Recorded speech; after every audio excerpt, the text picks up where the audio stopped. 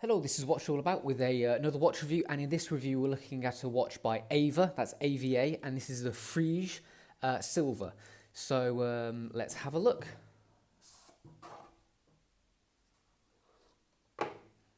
So here we have the watch in question.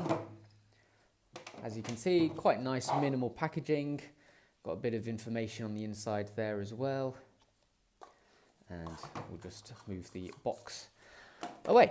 Okay, so let's think of some of the specifics then. Price-wise, the RRP is €249. That's around about the moment £220 or $285.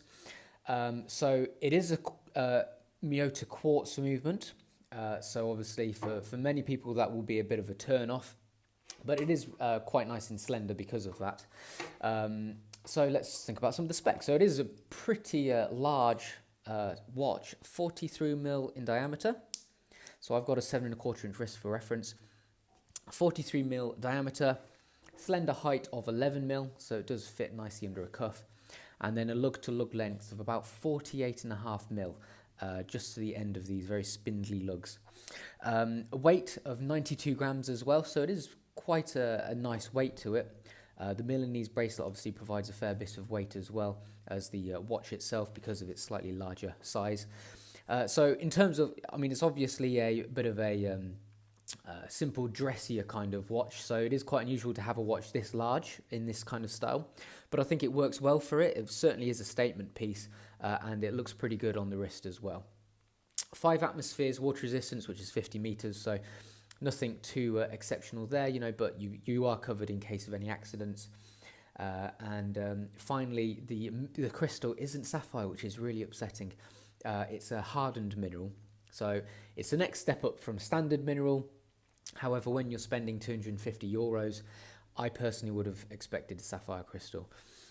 Okay, so let's discuss it in closer detail. So starting off with the dial itself then. So it's obviously very, very minimal, very nice and clean and crisp design. It's also got a fair bit of depth to it as well because it is ever so slightly domed. At the edges, as you can see here, we have a very slight turn down, which is nice. And then we have a sunken running second subdial, but also the logo itself is on a lower level as well. So technically it's a sandwich dial, really nice visually as well. Very simple hour markings, just really clean, crisp design. The hands are polished, so they do catch the light as well as the bottom layer below the logo, as you can see there. The hands, I think, could probably be a little bit thicker. They do look a little bit on the thin side, but that's only when you are really paying close attention to them. So nice, simple design, but it's really, really well put together, the dial. So they've done a good job there. Moving on to the case then. So quite a classic minimal style, simple barrel with some spindly lugs. But you can see there we have a really highly double domed crystal. So this is probably why they've used mineral for visual appearance rather than a sapphire. As you can see, it's just really, really nice and clear. Excellent dome on the underside as well. As you can see, no matter what angle we are at, we can see it really, really clearly. No distortion on the crystal whatsoever there. So that's quite impressive like that. The case itself is fully polished, as you can see. Nice manufacture, no issues whatsoever. Case back, we have a pretty cool tree feel to it as well, with some very specifics around the outside. Nice and detailed, looks good, and feels pretty good to touch as well. So the crown itself is a simple onion crown with no markings or anything like that on it. Easy to use though. And it suits the whole watch nicely. Moving on to the Milanese Bracelet, very, very comfortable as they tend to be. It suits the watch really well as well, but it also has some quick release pins in case you do want to change it, which is pretty nice.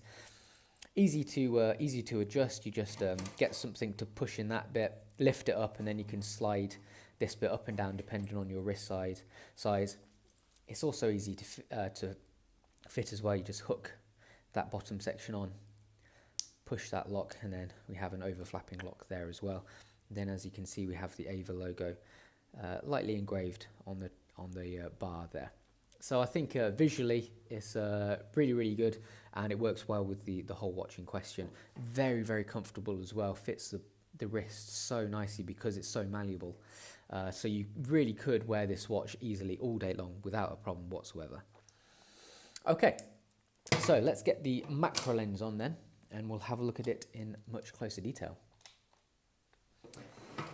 Okay, starting off with the dial. So here we have the logos you can see cut out, and then like a polished steel backdrop, which is a really nice touch. Nicely designed logo as well. And then we have our hands just here. You can see they're polished, but a little bit on the thin side, as I mentioned. Our subdial, drop down again, so nice bit of depth there. And then moving around to our printed hour hands, pretty clean and crisp. Then we have that ever so slight, if I can get a shot of it, ever so slight downturn towards around the edge of the dial to give it that curved, domed feel to it. And then right at the bottom, as you can see here, we have limited edition printed at the bottom as well. Okay, so moving on to the case itself then. We have a polished side.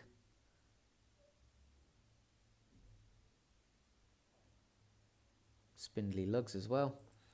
Moving it over this side as well, we have our crown. There it is. Very good grip on that. Nice and easy to use. And then flipping it over, here we have our case back with our decent tree motif. Very accurate, nicely engraved there, as you can see.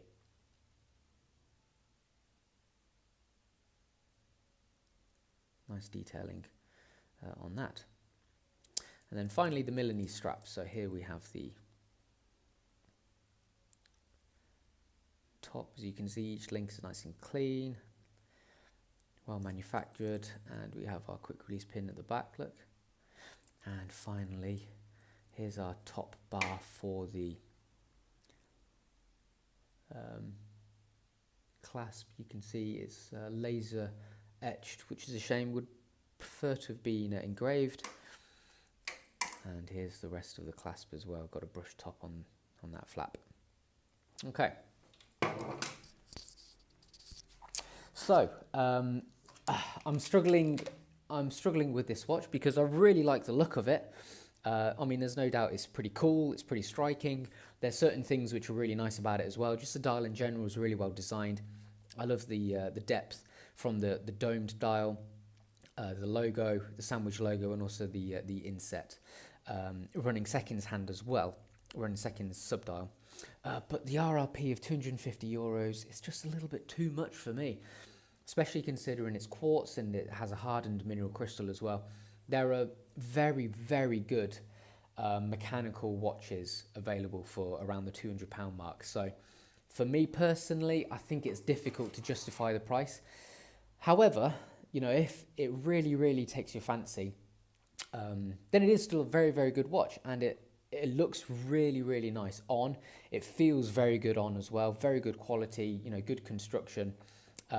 It's just that the RRP for me is just a little bit too high for my liking.